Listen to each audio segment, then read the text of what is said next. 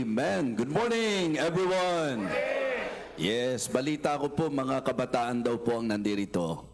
Ayan, at napansin ko nga bukod dito sa mga nasa harapan, ano? So, halos lahat kabataan. At syempre po, kapag kakabataan ang crowd natin, ang i-expect mo dyan, medyo masisigla yan. Kasi mga kabataan yan eh, ha? Oo, so, para naman maging masigla, syempre, kailangan ang tao excited para maging masigla. Kaya, ang gusto kong malaman muna ngayong umaga, excited po ba kayo? Ayan, parang sila lang ang excited, okay? So yung mga hindi po excited, pwede na po kayong mauna. Kami na lang po mga excited ang mag-aaral ng salita ng Diyos ngayong umagang ito. Are you excited today?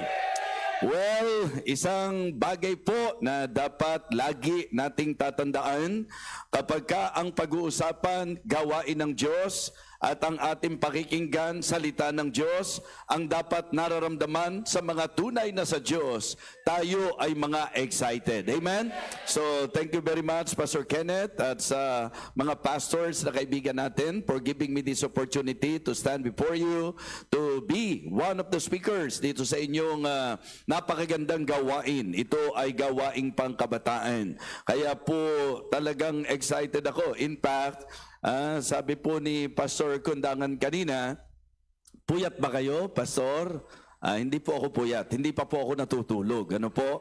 So kami po ay pumunta ng madaling araw sa Baguio para po sa conference din po ng mga young professionals ng pamilya po ng Temple, ano po, ng Temple family, yung Bible Baptist Temple sa leadership po ni Doc Emerson Cruz. And then, bumalik po kami ng madaling araw din. So, from madaling araw to madaling araw. I just preached 2 times doon po sa kanila at bumiyahe rin po kami kanina at dumating po kami dito umaga na. Kaya sabi ko, maintindihan niyo ako, natanungin ko kayo, excited ba kayo? Kasi kung hindi, matulog na lang tayong lahat, ano ho? Dahil hindi pa naman tayo natutulog. So, this morning, your theme is very beautiful. This is about the challenge para sa mga huling panahon na ito. And to tell you honestly, mag-iiba ako ng mensahe. Kanina nilapitan ako nung ating in charge para alamin kung ano ang aking teksto. At nung magkausap po kami ni Pastor Kenneth, pinabalik ko po doon sapagkat medyo gusto po nating iugnay sa kung ano yung pinaka-tema po ninyo ngayon. Alright? So kaya buksan nyo na po ang inyong mga Bible. Ayan. Buksan natin ating mga Bible. Tayo po tayong lahat na parang mga sundalo ng Panginoon. At hindi parang mga inapi, mga kapatid, ano ho? So, pagka ako nagsasalita ng ganito, ang ibig sabihin, no, napapansin ko, parang hindi pa kayo ready. Ang gagawin natin, mag-aaral pa lang ng salita ng Diyos, hindi kayo ready. Sa pagbabalik pa kaya ng Panginoon kayo maging ready niyan? Kung balikan kaya kayo ng Panginoon na parang, parang wala pa tayo sa mga sarili po natin. Ho? So, be aware and be sensitive, especially kapag tayo po ay nasa gawain ng Panginoon. 1 Corinthians chapter 4, please. 1 Corinthians chapter 4.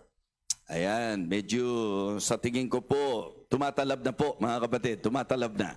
1 Corinthians chapter 4, and I would like to request all of you to please read our text, verses 1 and 2. 1 Corinthians chapter 4, verses 1 and 2. Kung nakita na po, please shout, Amen! Okay, praise the Lord. 1 Corinthians chapter 4, verses 1 and 2, all together, loud and clear, ready, begin.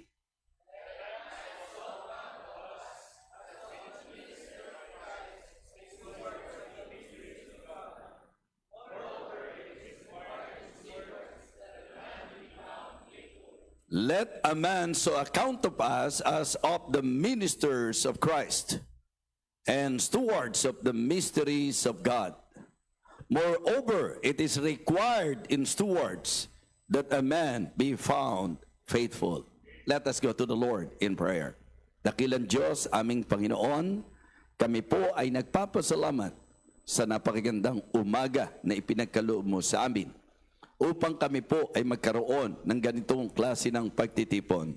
Salamat po sa mga pastors na ibinigay mo sa mga kabataang ito upang magbigay ng panahon na sila po ay aralan at turuan, hamunin sa matapat na paglilingkod sa iyo. I pray, O Father, that this morning, may you rebuke all the works of the devil. May we be sensitive to the moving of the Holy Spirit and to be submissive, Heavenly Father, sa kung ano po ang iyong kalooban sa amin. I pray, O God, that you will again use your humble servant to encourage each and every one of us, O God, through thy word. Bless us, O Lord, we pray.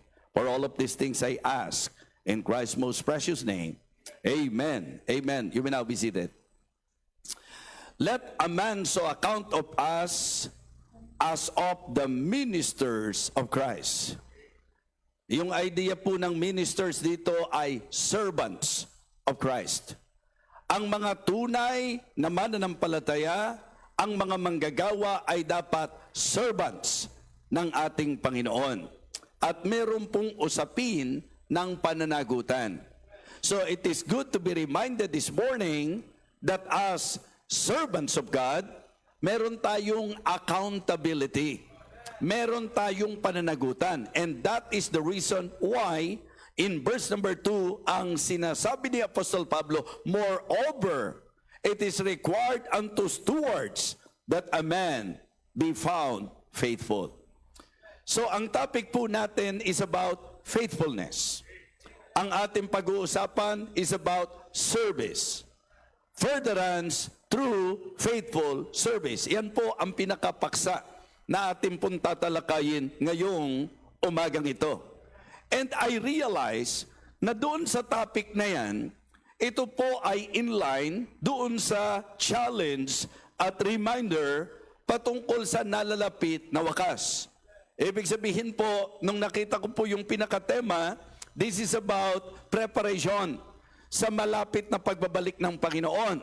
Now, tingnan po natin saglit sa Matthew chapter 24 at iugnay po natin ito. Matthew chapter 24, beginning verse number 42, what's therefore?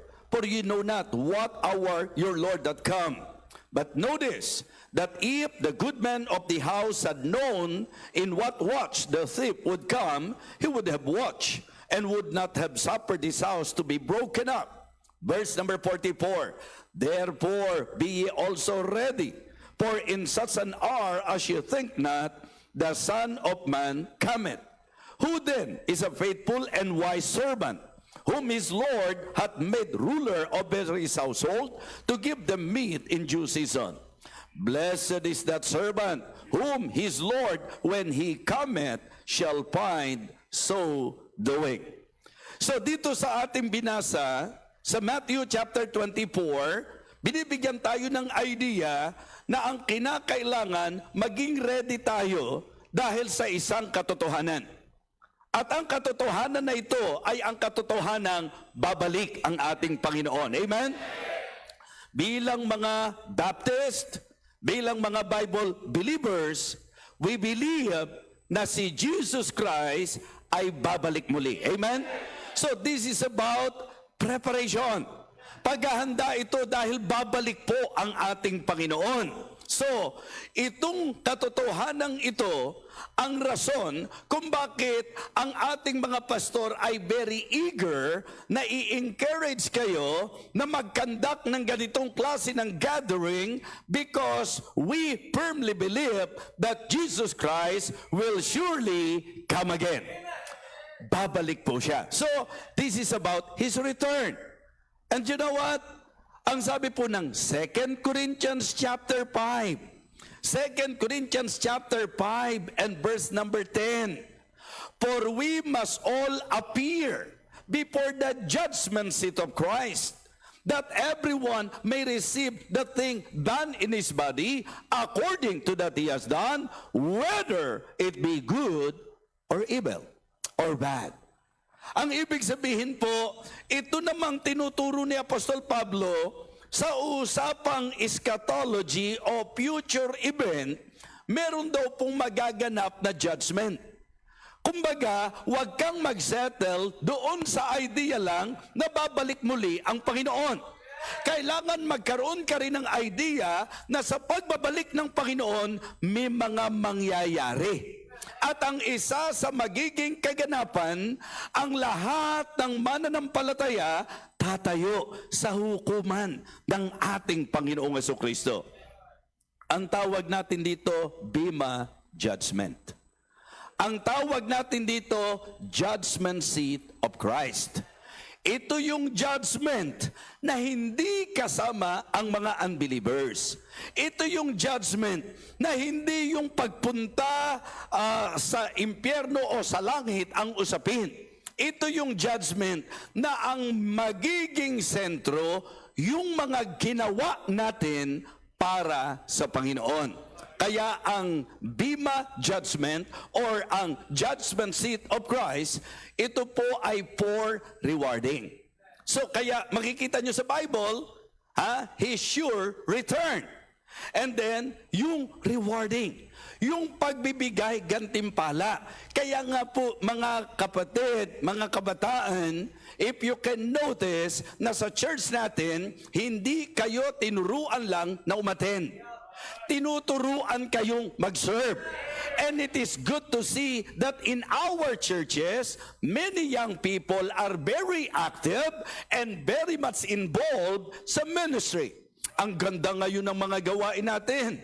Meron tayong mga young people na ginamit ang kanilang husay sa technology. Yung mga naka-assign sa multimedia, sa ating audio, sa ating pong mga masasabi nating programs, sa mga setup, mga kung ano-anong mga masasabi nating pang-attract para sa ikagaganda ng ministeryo. Mga young people na ginamit ang talent ng pag-awit sa pagbiministeryo sa Panginoon. Mga mananampalataya na kung saan tumutulong sa mga programang pangkabataan upang humayo, upang mang-encourage, upang mag-disciple, lahat ng yan, kaya natin itinuturo. Kasi hindi lang tayo naniniwala sa pagbabalik ng Panginoon, naniniwala rin tayo na mayroon pong gantimpala ang magaganap pagbabalik ng Panginoon. Amen? All of us will stand before the judgment seat of Christ if you are saved. Kung ikaw ay ligtas, tatayo tayo sa harapan ng hukuman ng ating Panginoon. Sa anong purpose? Upang gantimpalaan. Kaya nga, yun po yung kabuluhan at yun po yung essence ng mga words of encouragement natin, mga verses na ibinibigay natin sa mga naglilingkod, sa mga nagpapagal, sa mga gumagawa, sa mga active, sa mga faithful, sa gawain ng Panginoon. Hebrews chapter 6 and verse number 10. For God is not unrighteous to forget your work and labor of love which ye have shewed toward his name, in that ye have ministered to the saints and do minister. So again, the idea of the word minister sa Biblia is service. Na yung bawat ipinaglingkod raw natin. Sabi ko nga, tingnan nyo ang laki ng kaibahan. Sa secular, kahit ikaw ang maging pinakamatalino sa eskwela, okay? Pang-recognition day lang yan. Naintindihan nyo po ibig sabihin? Sa company o sa work, kapag ka ikaw ay nagpakasipag, okay? Ang recognition na makukuha mo hanggang dito lang yan. Naintindihan nyo po? Sa sports, kung ikaw yung napakahusay sa basketball, na talagang dahil sa tinatawag nating hilig mo sa basketball, nasasaktan ka, nakakasakit ka, nai-injured ka, pero tuloy-tuloy ka pa rin at napakahusay mo talaga. Ang reward na makukuha mo dyan, mga lilipas at kukupas. Pero sa usapang church, sa usapang Kristiyano, lahat ng gagawin mo, hindi man ma-recognize dito sa lupa, one day, when you face the righteous judge, you will surely be rewarded. Diba? Yun ang kagandahan.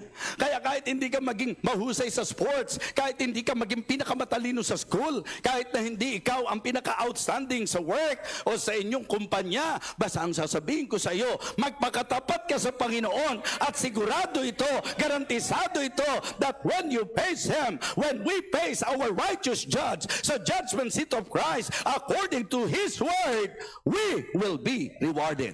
Why? Because our God is not unrighteous to forget your work and labor of love. Amen? Yun ang kagandahan sa Panginoon natin. Kaya nga yung paborito ng marami, yung 1 Corinthians chapter 15 and verse number 58, magandang gawin mong encouragement sa sarili mo yan. Kahit na hindi ka palakpakan, kahit na hindi napapansin ng tao, just be faithful in doing things for God, in serving the Lord. And I'm telling you, one day, iyan ay gagantimpalaan ng Panginoon because ang pinangahawakan natin sa buhay natin bilang Kristiyano, lahat ng pagod natin, lahat ng sakit natin, lahat ng hirap natin, lahat ng investment natin, lahat ng ating mga ginawa para sa Panginoon, hindi mawawalan ng kabuluhan. Amen? 1 Corinthians chapter 15 and verse number 58. Wherefore, my beloved brethren, be ye steadfast, unmovable, always abounding in the work of the Lord, for as much as you know that your labor is not in vain in the Lord. Mga kapatid, we believe na babalik ang Panginoon. We believe in His return. We believe that we will be rewarded. Pero dapat mapansin niyo po ang teksto natin.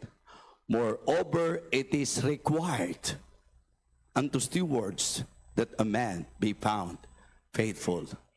Mga kapatid, ang faithfulness ay napakahalaga sa usapan ng service. Pagka sinabi nating faithful service, ito yung service na hindi sa mata lang ng mga taong nakakakita. Pag sinabi nating faithful service, may nakakakita o wala, may nagpapalakpakan o wala, may pumupuri o wala, magpapatuloy na magsiserve. Yun po ang idea ng faithful service.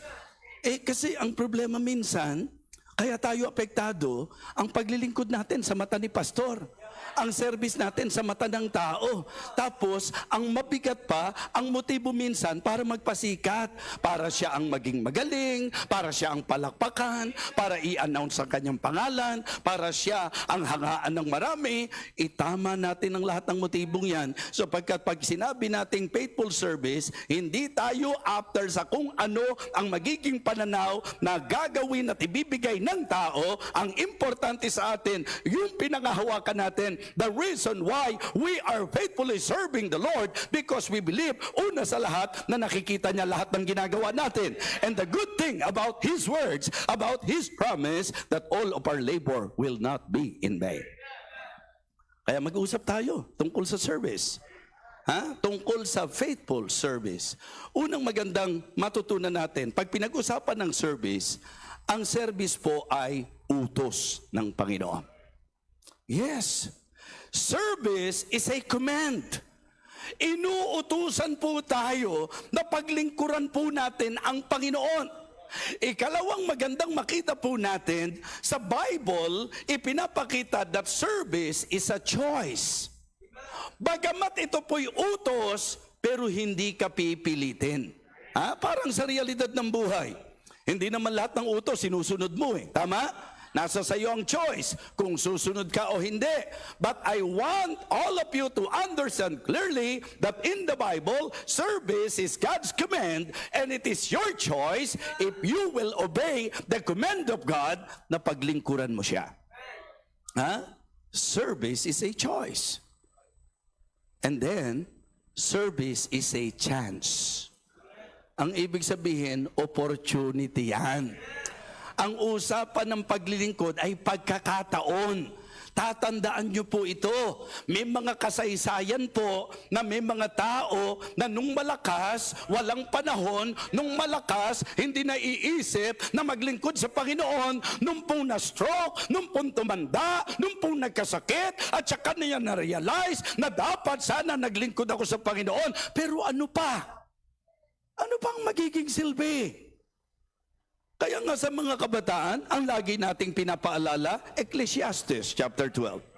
Remember now thy Creator in the days of thy youth, while the evil days come not, nor the years draw nigh, when thou shalt say, I have no pleasure in them. Alam nyo, pagka ngayong kabataan ka pa lang, hindi mo na-enjoy ang paglilingkod sa Panginoon, lalong mahirap yan pagka nagkaedad ka na. Kasi pastor, ang katwiran minsan, bata pa ako enjoy ko muna yung kabataan ko, tsaka na lang ako mag-active dyan sa church, at tsaka na lang ako mag-involve. Sayang naman yung kabataan ko. Ang sarap yata na umatin ng party-party. Ang sarap yata na ma-enjoy mo mga bisyo-bisyo dito sa mundo. Ang sarap yata na mga gimmick-gimmick dyan sa labas. Ang sarap yata. Saan ka dadali ng lahat ng yan? Mga kapatid, ang hindi yata, ang sarap-sarap talaga pag sa Diyos ka naglingkod. Amen?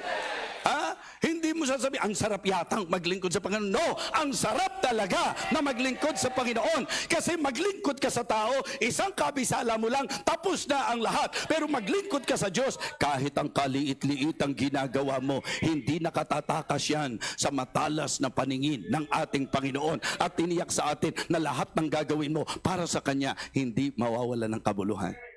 Yes. Yung iba naman, pagka tumanda na, naku, pabayaan natin sa mga bata yung paglilingkod. Sa edad ba naman natin ito? Walang kalalagyan ang paglilingkod. Sabi ng mga bata, i-enjoy muna natin yung pagkabata natin, yung pagiging kabataan natin, tsaka na tayo maglingkod. Sabi naman ng mga matatanda, naku, yung paglilingkod, ipaubaya na natin sa mga bata yan. Di ba? Kasi may mga edad na tayo Kaya nakakatuwa na makakita sa mga churches na ang kabataan actively naglilingkod sa Panginoon. Kasi ang typical na kabataan ang gusto nila enjoy ang mundo Kaya nakakahanga, nakakasaludo na sa mga churches nakakita ng mga kabataan na ang talent sa Diyos ginamit, ang pag-awit sa Diyos ginamit, ang paglilingkod sa Diyos ginamit, ang husay sa Diyos ginamit, ang gandang lalaki. Kung meron lang ha?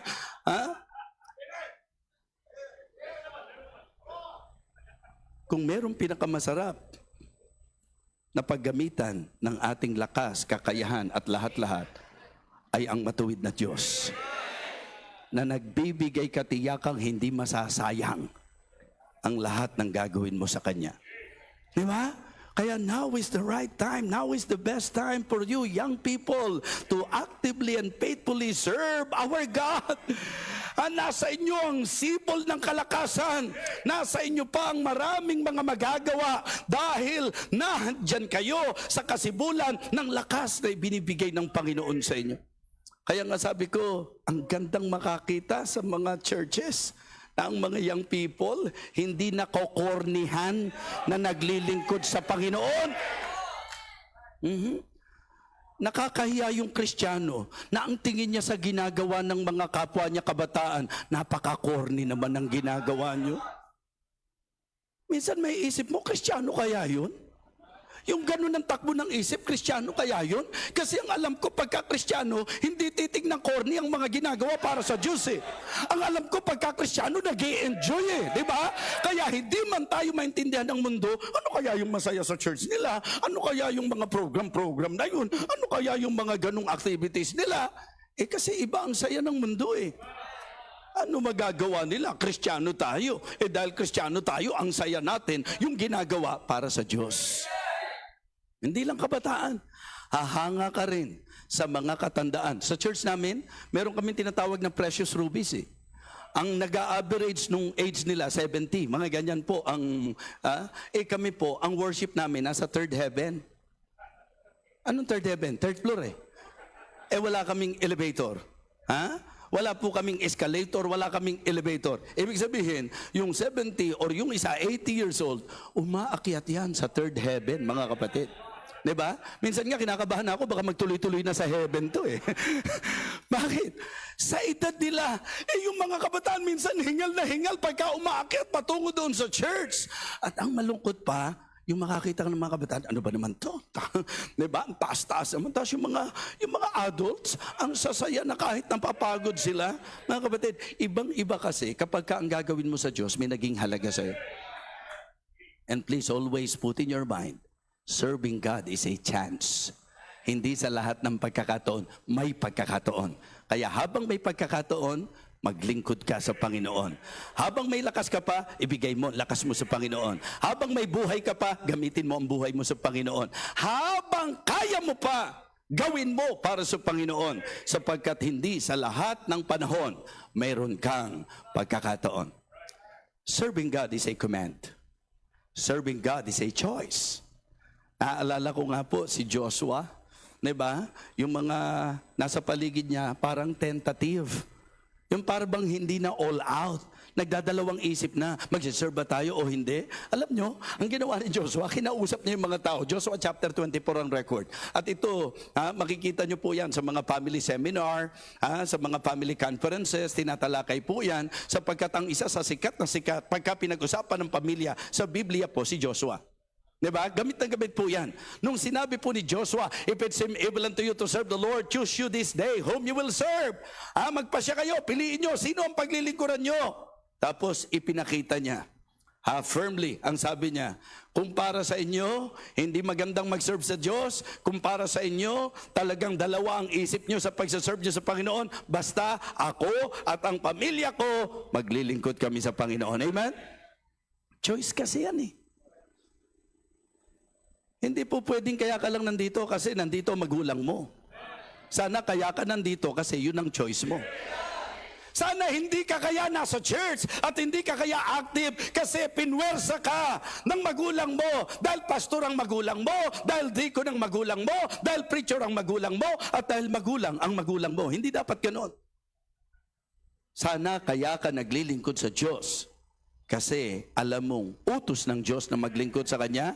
At choice natin na paglingkuran siya at alam nating chance, opportunity ang makapag-serve sa Kanya. Amen? Ngayon, bakit ito merong mga sa kabila ng alam na utos ng Diyos ito? Diba? Na kung tutusin, ang tamang choice ay ang maglingkod tayo sa Kanya. Yun ang pinakamagandang choice eh. Yung paglingkuran mo ang Panginoon eh. Kasi chance na yan, pagkakataon yan. Kumbaga po, yung ginagawa mo ngayon dito sa lupa, may gantimpala yan sa langit. Pero bakit sa kabila ng ganong awareness ng maraming Kristiyano, kahit kabataan, bakit nawawala? Bakit dumarating sa punto na parang, alam niyo po yun, nanlalamig tayo? Kaya nga sa Biblia, sinasabi yan eh, and let us not be weary in well-doing, for in due season we shall reap if we faint not. Because there is that tendency, that is the tendency of the believers to, weary. Wag. Bakit po nangyayari? Na yung young people na gamit noon, mukhang wala na ngayon.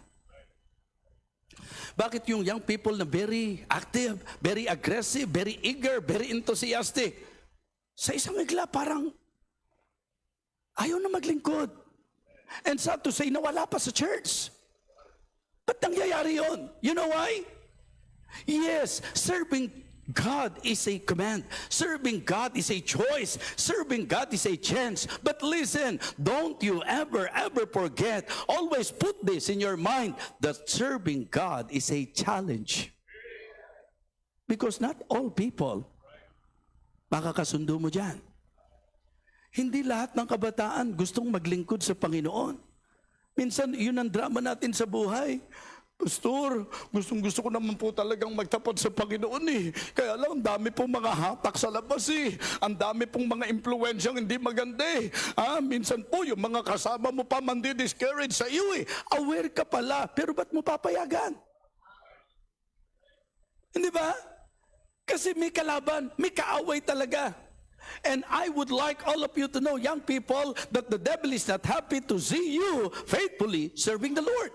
Hindi masaya ang dyablo na matapat kang naglilingkod. Ayaw niya ng mga aktibong Kristiyano sa gawain. Kaya gagamit siya minsan kung sino pa close sa iyo, yung pa makakadeferensya mo. At may mga pagkakataon na talagang hahanapin ko anong weakness mo. I am telling you this morning, ang paglilingkod sa Panginoon, hindi po madali yan sapagkat may mga challenges. Samantalang ginagawa mo yan. Opo. Kaya dapat maintindihan natin that serving God is a commitment. Hindi ito depende sa mood. Diba? Hindi ito depende sa pakiramdam mo. Dapat klaro sa iyo na ang paglilingkod sa Diyos, dapat commitment yan. Hindi pag gusto mo lang, hindi pag maganda lang ang simoy ng hangin. Minsan makakakita ka ng mga kabataan, grabe nag-aapoy talagang aktibong-aktibo Bakit? Kasi nasimuyan ng hanging amihan.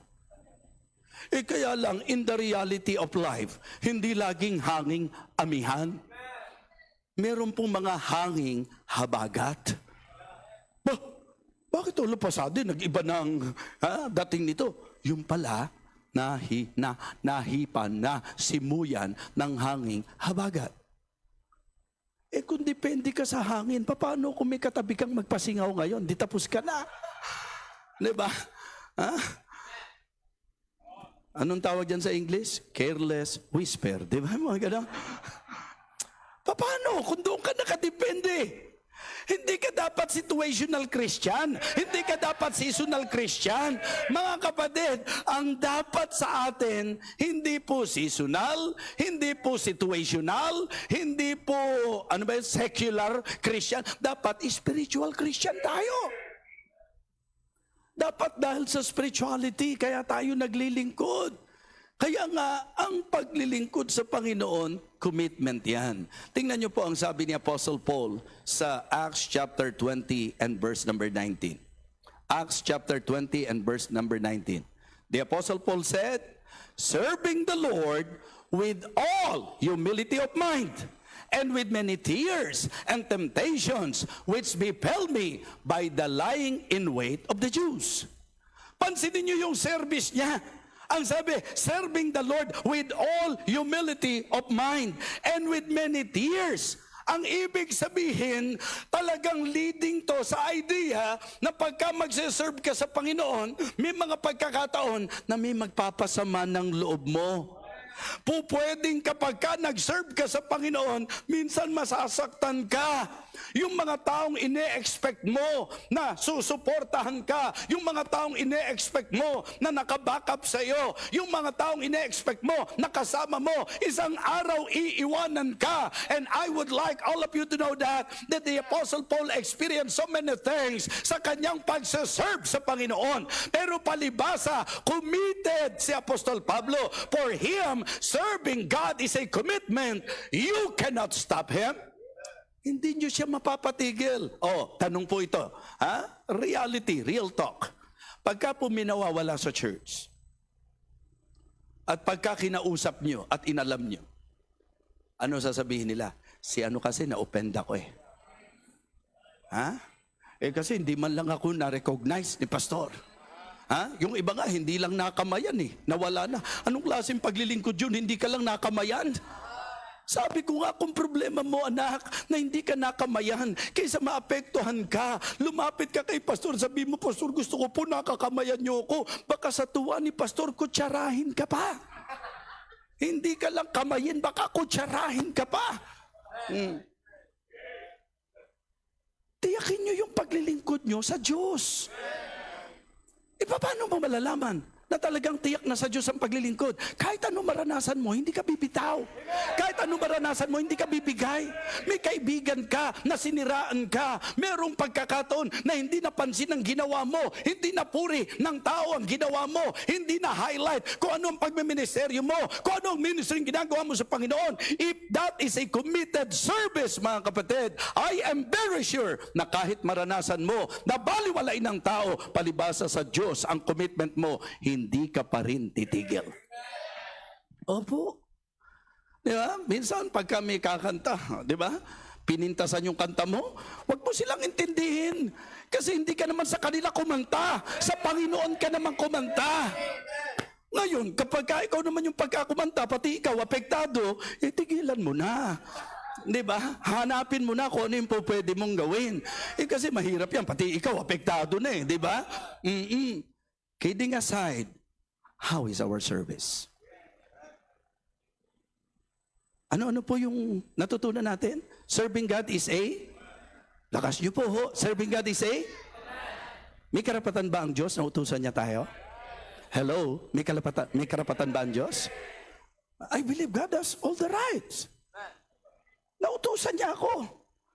Kaya hindi ko mayang sabihin sa inyo na kaya ako ginagawa ang ginagawa ko bilang pagsunod sa utos sa Diyos. Utos ng Diyos sa akin yan. Mga kapatid, ngayon, hindi naman lahat ng inutusan sumusunod. And it is good na pinili mo na sundin ng Diyos. Ha? Utos niya na maglingkod ka at heto ka ngayon. Bakit ka nagsiserve? Kasi utos ng Diyos. Yun lang ba ang dahilan? Kasi ang choice ko, sundin ko ang utos ng Diyos. Because it is my joy to serve God. So napakaganda ng ganong mentality. Di ba? Sabi ng mga tao sa panahon ni Joshua, kami rin, maglilingkod din kami sa Panginoon. Pero anong sabi ni Joshua? Nay, you cannot serve the Lord. Bakit? Because He is a holy God. Kasi ang Diyos, banal yan. Kasi ang Diyos, sabi niya, He is a jealous God. Anong kinalaman nun?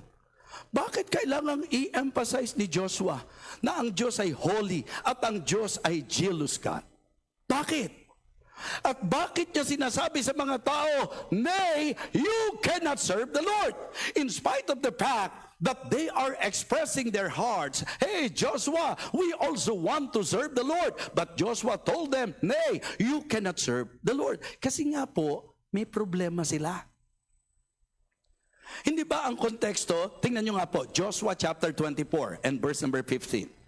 Joshua chapter 24 and verse number 15. And this time, for emphasis purpose, I want all of you to read loud and clear, ha? Loud and clear. Basahin nyo po, Joshua chapter 24, verse number 15. Okay? Kung nakita na, everybody, begin.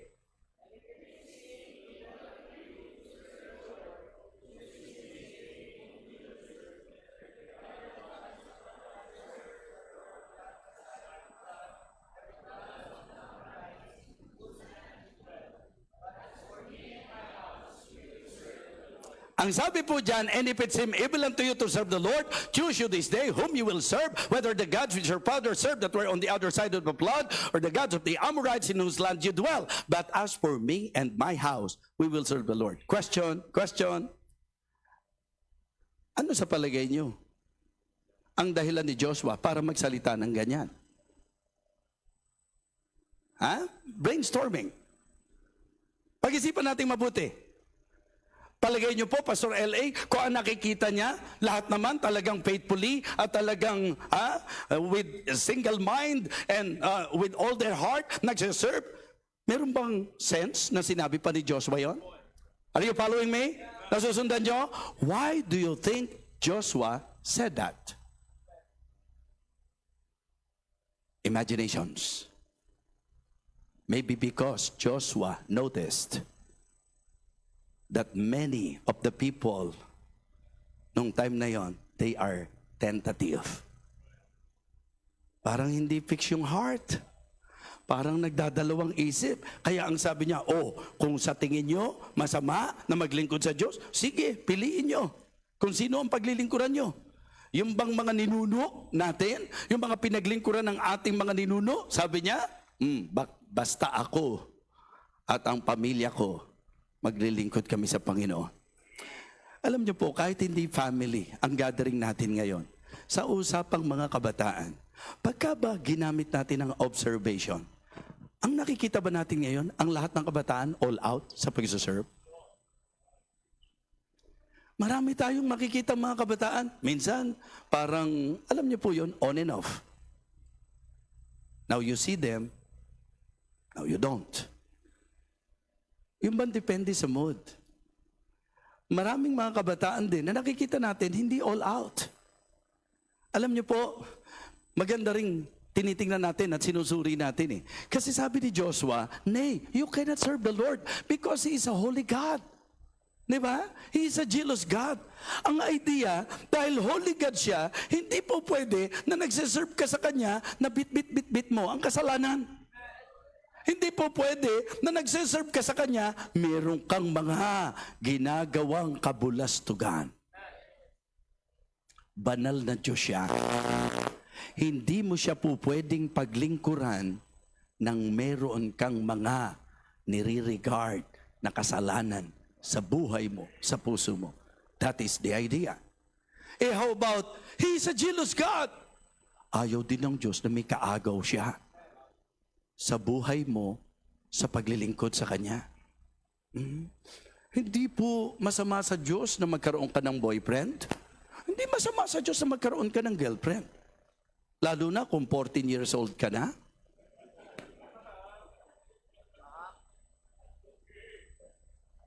sa Christian life. Hindi masama sa Panginoon na sa tamang panahon, magka-boyfriend ka, magka-girlfriend ka. Hindi masama sa Diyos na maging masipag ka sa trabaho. Hindi masama sa Diyos na ikaw ay talagang maging magaling at masasabi nating tutok na estudyante. Pero magiging masama sa Diyos kung uunahin mo ang lahat ng yan kaysa sa Kanya. Kasi Diyos ang dapat una sa buhay natin eh. Kaya nga nakakasaludo yung mga mananampalataya, lalo na yung mga kabataan, na kahit pogi pa siya, kung ilalayo niya ako sa Diyos, Kanya na ang gandang lalaki niya. Magtitiis yan kahit walang pogi sa church. Minsan kasi doon tayo nadadali ng dyablo eh. Diba? Maglalagay ang dyablo ng magiging kaagaw ng Diyos sa buhay mo. Sabihin nyo, walang pogi sa church. Tingnan nyo po ang nakuha ni Ma'am Jonel. Nakita nyo po? Hindi ko na idadamay ang asawa ko dahil wala siyang kinalaman dito. Ang gusto ko pong i-point out sa inyo, kilala nyo ba si Pastor June Milan? Ay, pambihira. Yun po, kung hindi po nagpastor yun, artistahin po ang dating nun eh. Hindi totoong walang pogi. Minsan, mali lang ang pagtingin mo sa pogi.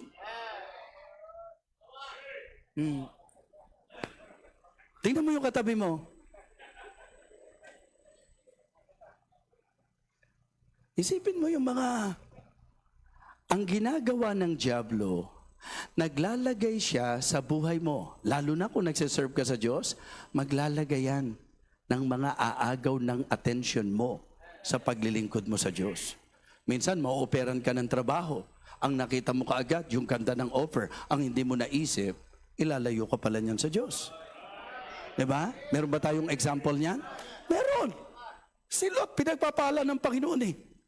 Nakita niya ang ganda ng Sodoma at Gomora. Ba't nakalimutan niya na yung Sodoma at Gomora maglalayo sa kanya sa Diyos? Dahil ang makakalapit niya doon, mga evil, mga masasamang tao. Mga Kristiyano, please be aware. Ang Diyos daw po, sabi ni Joshua, Holy God. Ang Diyos daw po, sabi ni Joshua, jealous God. So because He is a holy God, He is a jealous God, it means to say na hindi pwede na sa service mo may yakap-yakap kang kasamaan. Hindi rin po pwede na sa paglilingkod mo may kaagaw ang Diyos. Hindi dapat may kaagaw ang Diyos sa buhay. Ganun lang. Paalala kasi, ha? Maging handa tayo. Any moment, babalik ang Panginoon. At pagbabalik ng Panginoon, isa sa programa niya, magbibigay siya ng gantimpala. Ang tanong ko, pagharap mo sa Panginoon para sa judgment seat, gagantimpalaan ka ba niya? Kaya nga sabi ko, lamang na lamang si Pastor Dan eh. Kasi pagharap natin sa Panginoon, sasabihin niya, well done, good and faithful servant. Enter thou into the joy of thy Lord. Diba? Kaya kung ikaw, pawindang-windang ang buhay mo sa paglilingkod, sa totoo lang, alalahanin niyo po yung pangalan ni Pastor Kenneth. Ye cannot be his disciple. Hindi ka magiging disipulo ng Panginoon kapag ka naiinggit yung iba, gusto meron din sa kanila, ha? Sige, pag-iisipan ko. Mga kapatid, mga minamahal, tatapusin natin ang mensaheng ito sa idea ng ating teksto. Moreover, it is required unto stewards that a man be found faithful. Pag sinabi nating faithful, ang ibig sabihin niyan, sincere. Ang ibig sabihin niyan, committed, mga kapatid, loyal. Yan ang usapang faithfulness sa Biblia, mga kapatid. Kaya ito ang dapat i-develop natin sa klase ng service natin. Una, it is good na ang service natin heartfelt. Diba? Serving the Lord with all humility of mind and with many tears and temptations which befell me by the lying in wait of the Jews. Sana yung paglilingkod natin mula sa puso at damang-dama. Heartfelt service. Kinakailangan kapag ka po magsaserve tayo, happy, masaya, Eto ha, pakinggan nyo mabuti. Young people, are you listening? Kapag ka hindi mo in-enjoy ang ginagawa mo para sa Panginoon, hindi ako magtataka na isang araw, wala ka na. Kasi mahirap mag-stay sa isang bagay na hindi ka happy. Kaya ang i-develop natin, be happy. Amen? Be happy in serving the Lord. Because if you will not enjoy your life with God, kung hindi ka magiging masaya sa ginagawa mo para sa Panginoon, sa isang iglap, hindi nakakagulat yan, mawawala ka. Ang mahirap mawala sa paglilingkod, yung nag-e-enjoy. Ang saya-saya ko sa ginagawa ko. Diba? Simple illustration. Kahit na, halimbawa, nag-enjoy ka sa games. Nuutusan ka na nga ng nanay mo ayaw mong iwanan Kasi nag-enjoy ka Diba? Pero wag nyo doon i-apply yun. I-apply nyo yan sa paglilingkod. Bakit ang dami mo ng trials Ba't ang dami ng mga, ang dami mo mga trials, pero hindi mo maiwanan yung ginagawa mo sa church nyo? Ba't hindi mo maiwanan yung ministry mo sa church nyo? Simple lang ang sagot mo. Kasi, sa puso ko to, masaya ko na ginagawa ko yan para sa Panginoon. Okay? And then, tatandaan nyo po, dapat honest. Walang halong pagpapaimbabaw. Hindi dahil nagpapa-impress ka lang, hindi dahil gusto mo lang, napurihin ka ng tao. Pagka sinabi nating service, dapat honest and humble. Okay? Ano yung una? Heartfelt. It must be a heartfelt service. It must be a happy service. Honest and humble. Ang ibig sabihin, the more na ginagamit ka ng Panginoon, mag-ingat kayo rito, kasi may mga kabataan tayo na nung medyo nabigyan na ng posisyon, na sentro na sa posisyon, hindi na sa paglilingkod. Diba? Ako ang leader dito, ako ang tinlagay dito, ito ang posisyon ko sa church. Mga kapatid, delikado yan. Serving the Lord with all humility of mind. Ang magandang Kristiyano, ang magandang mga naglilingkod sa Diyos, yung habang ginagamit ng Panginoon, lalong kinikilala ang biyaya ng Diyos sa kanyang buhay. Hindi yung, ba't ba ako nilagay ni pastor dito? Kasi sa atin dito, sino ba magaling? Di ba? Siyempre, alam ni pastor, ako pinakamatalino sa atin. Pagka ganyan ang attitude mo, hindi tatagal yan. Diba? Because God resisted the proud. Ang binibigyan niya ng biyaya, yung mga nagpapakababa. Kaya I hope and I pray na sa idea na babalik ang Panginoon, He will surely return. And then, we will be rewarded. So make sure that we will consider what is required. Diba? Moreover, it is required unto stewards that a man be found faithful. Young people, let us be faithful in serving our God. Ano yung sabi ng kanta? Di ba yun yung message ng kanta kanina? And may all who come behind us find us faithful. Ang kapatid, babalik ang Panginoon. At sino raw po yung faithful na pagka bumalik ang Panginoon, masusumpungan siya na gayon ang kanyang ginagawa. Matthew chapter 24, pansinin po natin ang sabi po ng verse number 46, Blessed is that servant whom his Lord, when he cometh, shall find so doing. Yun po ang faithful. Pabalik ang Panginoon, gagantimpalaan tayo kung binigyan pansin po natin ang requirement na ako at ikaw ay masumpungan niya na nagtatapat. Let us pray. Lord, thank you po. Thank you po sa paalalang ito ng iyong mensahe. Salamat po sa pagtuturo. Nawa lalo na ang bawat kabataan. May they realize that they are so blessed na sa ganitong panahon meron na pong enlightenment and encouragement from your word na ang pinakamasaya at ang pinakamasarap sa buhay ng totoong mananampalataya ay ang magamit po kami sa paglilingkod sa iyo. Lord, naway masumpungan kaming nagtatapat sa iyong pagbabalik. Nawa dakilan Diyos, ang mensaheng ito ay matatak sa aming isip at matanim sa aming mga puso. That it is really great and wonderful to serve you, O God. Lord, I pray na ang mga nakinig ngayon ng iyong mensahe ay magpapasimulang maghanap ng kanilang magiging ministeryo para sa iyo. At ang mga presently may ministeryo para sa iyo, na-realize po namin na dapat kami ay patuloy na magtapat. Thank you so much, Heavenly Father, and may you continue to work in the hearts of these young people, O God. Thank you so much. We praise you and honor you, Lord. In Christ's most precious name, amen. Amen. Pastor Kenneth, please.